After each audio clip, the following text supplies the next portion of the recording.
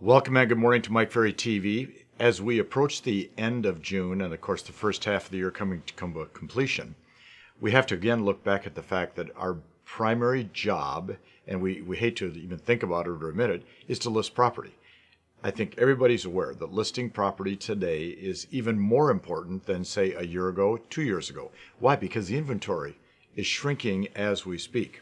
There's articles in all the different news reports all the time saying that the real estate industry is in a very precarious position because of the lack of inventory.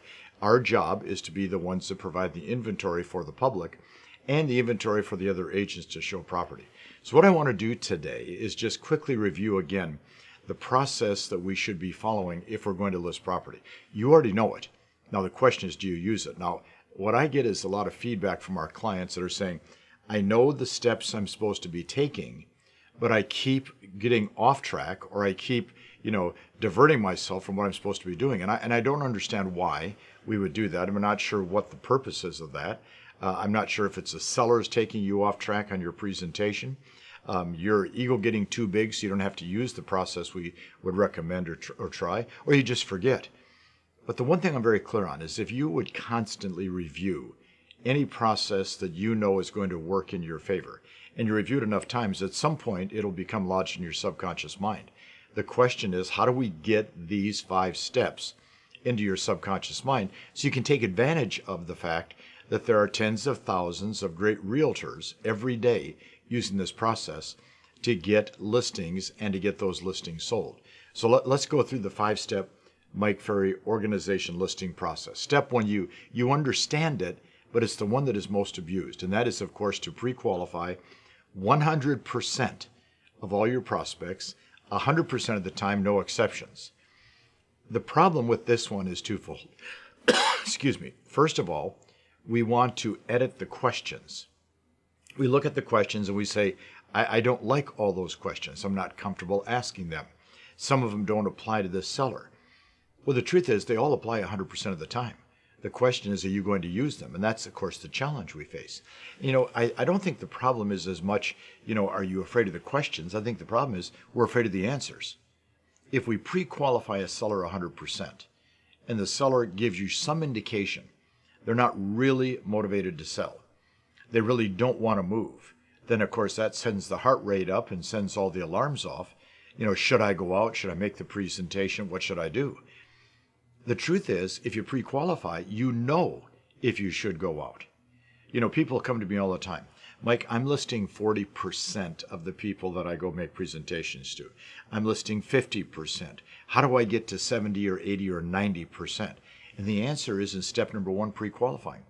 When you leave step number 1 off the process, you're going to drop from whatever percentage you should be, probably by 50% every time. Here's another way to look at the pre-qualifying process. If your average commission is $4,000, $5,000, $6,000, $7,000, whatever that number is, every time you don't pre-qualify a seller 100%, in essence, you're gambling or risking that commission check, which you have a right to by doing your job. See, guys and gals, what you have to understand is it isn't even a thought that we should do it. We have an obligation to do it. Why? Because how can we do a good job for the seller if we don't understand all aspects of who the seller is, what they're thinking about doing, and how they do it? So let's get into our minds that step number 1 may be the foundation for a great listing agent. Pre-qualify 100% of the people, 100% of the time, no exceptions. Key words, no exceptions. But Mike, it's my next door neighbor. I know it's your next door neighbor. But do you really know all aspects of their life? The answer is no. How do you find out? You ask the questions. Step 2 is critical. Now, remember, everybody likes to avoid step 2 because the conflict involved. And you'll see that. Mail or deliver a very non-ego-based pre-listing package.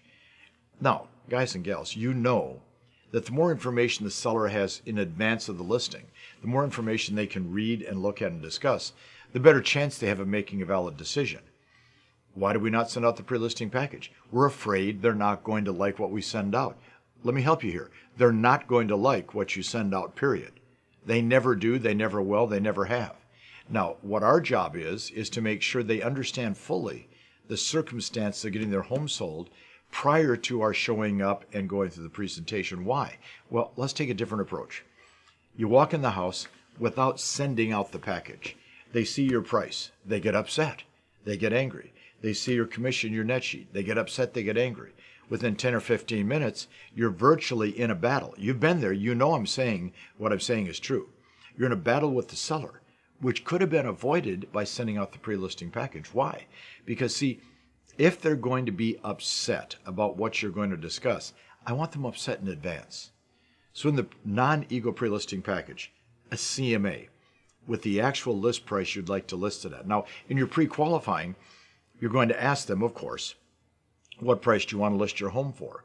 And they're going to give you one of two answers. Either they're going to say a price that's here when the price should be here, or they're going to say, you're the real estate person, you tell me. And if they say that, of course, you're going to respond with, as a professional real estate agent, I study homes and prices every day. Therefore, I know what your home should sell for, what price won't you go below. And once they give you that price, now you know where you are in a pricing situation. Every seller wants more than what it's worth, because that's called greed. Every buyer wants to buy it for less than list price. That's called greed. Our job is to negotiate a price in the middle that attracts the buyer that also satisfies the seller. You can't do it if the property is overpriced. So, first of all, a absolute locked down, made in stone, real value CMA. Number two, of course, is the net sheet. Put all the costs. List every cost, including the commission. Well, Mike, I thought commissions were negotiable. They are, but you have to have a negotiating point to stand from. Step three is your disclosure statements, of course, as you already know.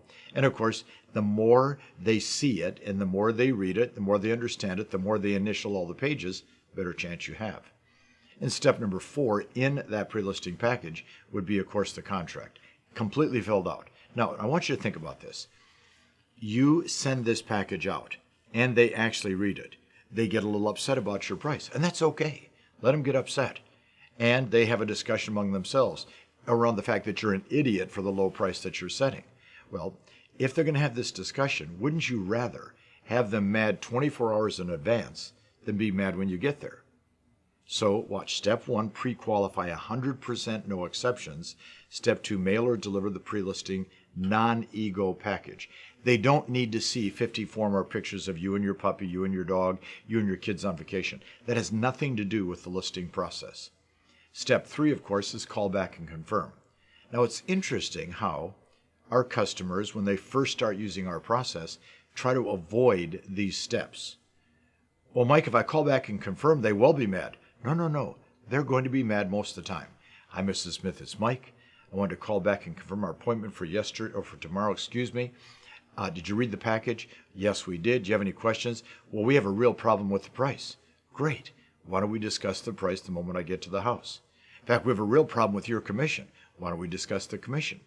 See, by calling back and confirming, they're going to give you their final objections in advance of your presentation. How can you beat that deal? They give you the final objections before you get there. And now you get to spend the next 24 hours preparing for those objections. Now, what's interesting is a major portion of the best agents in the country that follow this process list between 80 and 90% of the sellers they talk to. The average agent lists 20 to 25%. What's the difference? Following the steps. But Mike, some of these steps are hard and I'm not comfortable. Of course, you haven't done it. You have to do it repetitiously. You have to do it all the time. You have to practice and rehearse to get yourself into the mindset that this is the way to list property. So pre-qualify, mail or deliver the pre-listing package, call back and confirm. Then step four, show up physically, mentally, and emotionally 15 minutes in advance. Get there early. Why? Because most agents are 10 minutes late. So if you're 15 minutes early, physically they're prepared, mentally prepared, emotionally ready to walk in and take a listing. You know, you comb your hair, you straighten your tie, you put on your makeup, you review all the documents in your pre-listing package 5 minutes before you walk up and knock on the door. See, and you're prepared as a professional real estate person to do business. So what we have to think about is not, under any circumstance, allowing yourself to be late. Because if you get to the house 15 minutes early, worst case scenario, they look out and see you and wave you in early, which is fine. Since 90% of the agents are late and you're early, you quickly separate yourself from the crowd. So physically, mentally, and emotionally be strong. Because you're going in to make a presentation. You're going in to show them how you're different from the rest. You have to be mentally prepared. And then step 5 is to use the scripts. And of course, this is the challenge. People say, well, I don't like to use scripts, and it's not comfortable, and they're not my words, and it sounds too canned, and it sounds phony, and it sounds like a presentation. It is a presentation. That's what you're there to do. They're to present what steps have to be taken to get the home sold. So don't kid yourself. If you don't have a script that is solid and strong. Now, I know, and I've been around this block enough times to tell you, that a major portion of all the agents that say to themselves, well, I just use my own script. What kind of results are you getting?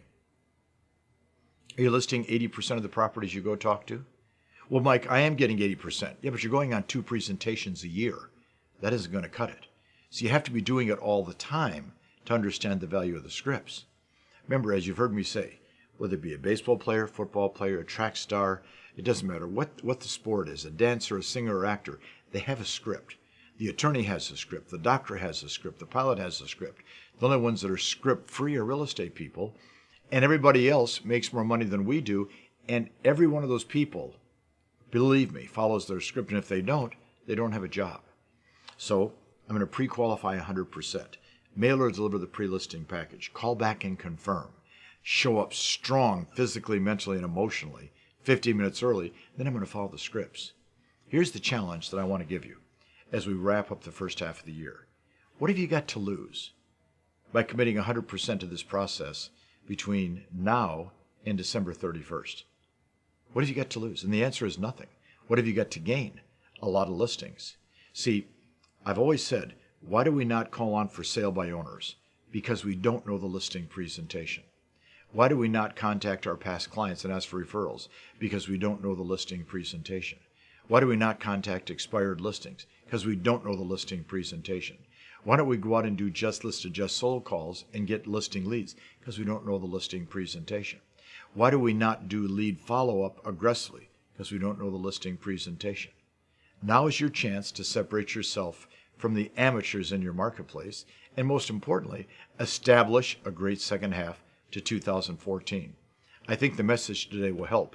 Enjoy it, use it, watch it time and time again. See you next week.